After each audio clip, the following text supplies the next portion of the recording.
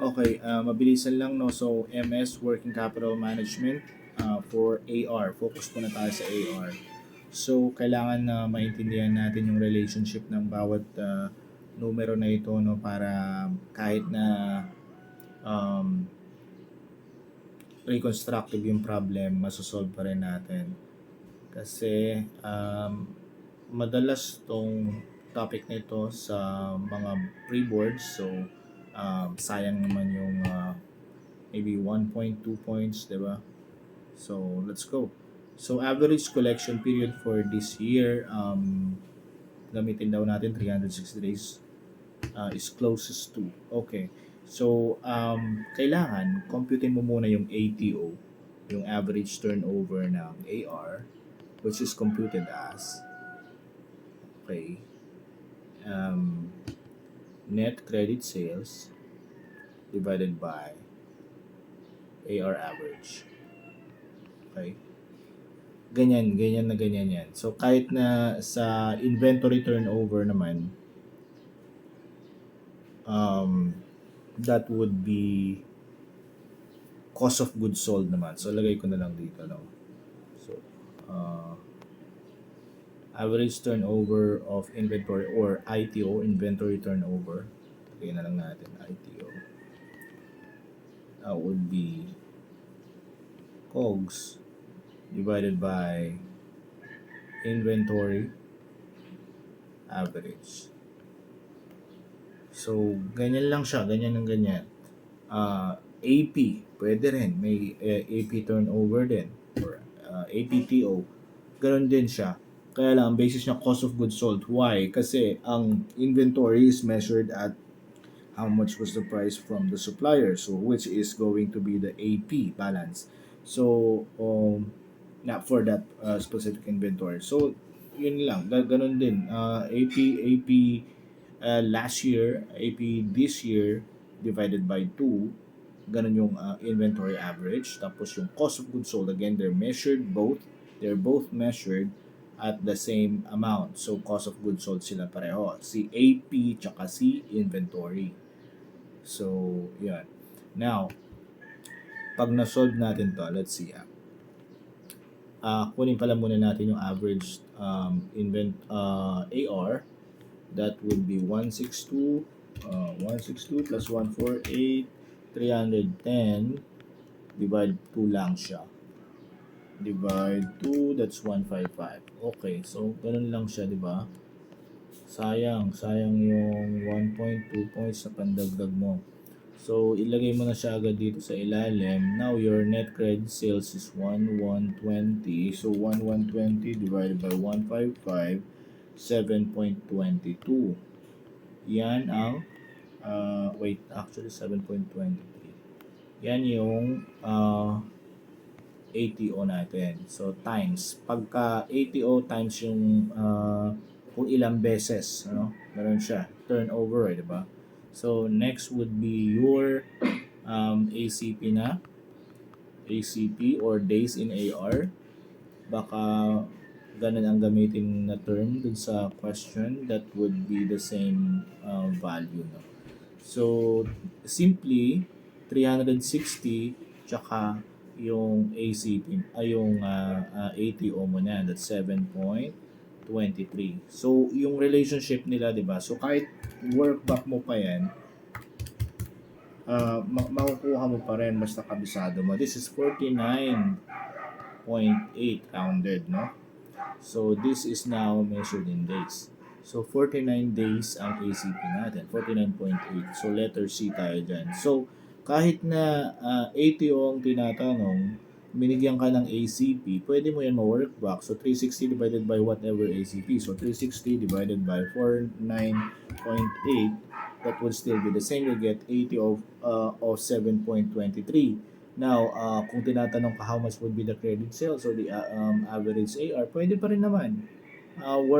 Basta yung importante kasi yung relationship nila eh. Pwede mo siyang papuntahin sa net credit sales, pwede mo siyang papuntahin sa average AR average, depends on what is given in the problem. But basta alam mo kung paano sila related. Yung ATO is always nandun siya sa ilalim. Okay?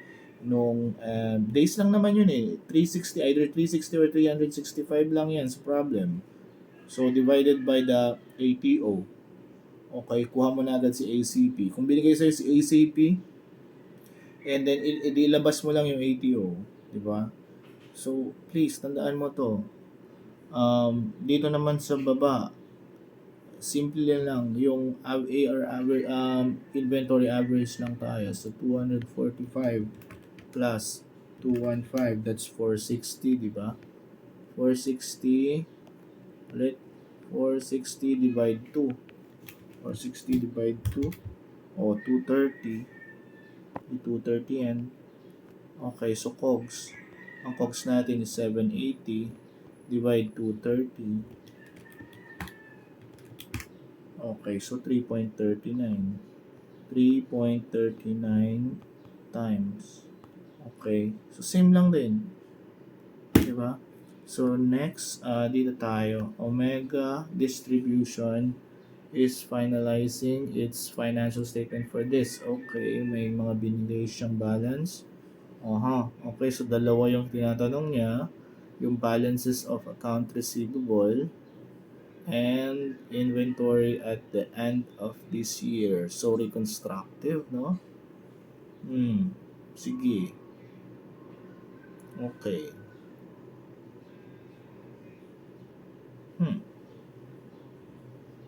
Account receivable, balances from last year.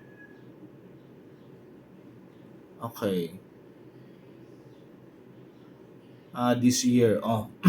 So, hindi natin alam yung, hindi natin alam yung this year, no? Pero binigyan tayo ng balances last year. So, meron daw 8 times na account receivable turnover.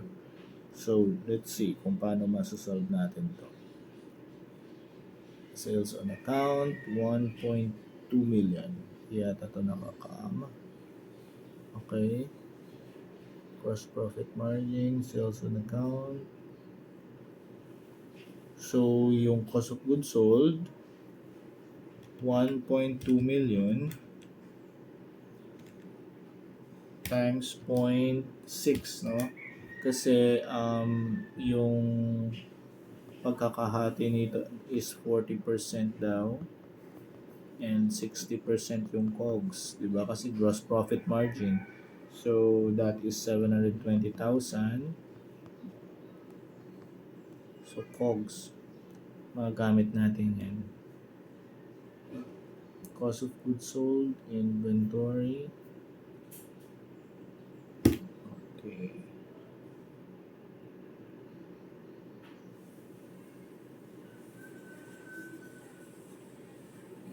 Kung 1.2 dun sa AR tayo, kung 1.2 yung di ba ang ATO natin,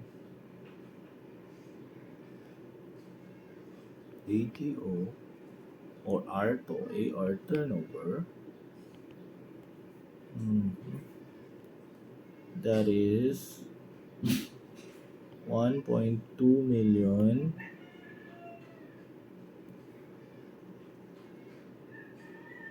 divided by average AR. So, AR average.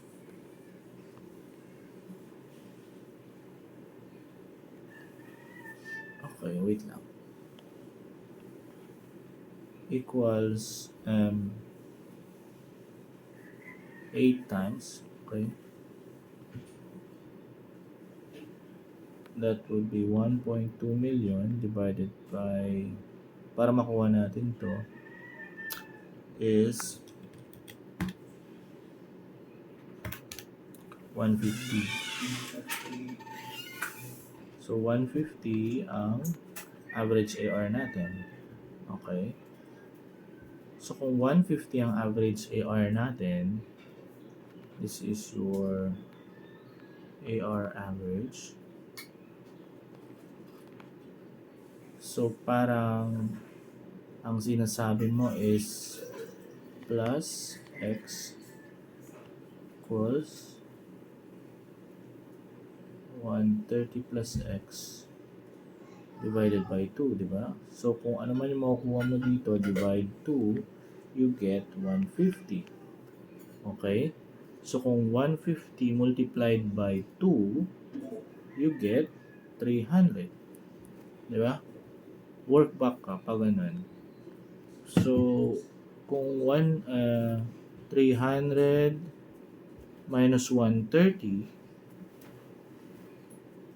kasi ang 300 is 130 plus whatever, di ba?